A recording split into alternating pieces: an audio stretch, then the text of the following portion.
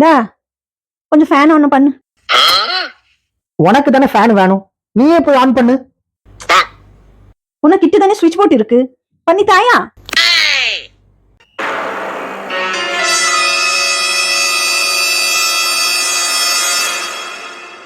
சுவிட்ச் போர்டு இங்க இருக்கு.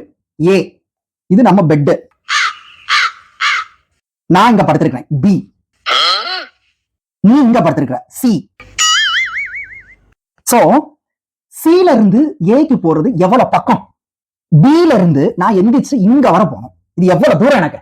சோ சில இருந்து ஏக்கு போறது ஈஸி, நீயே போய் சுவிட்ச் ஆன் பண்ணலாம். போ.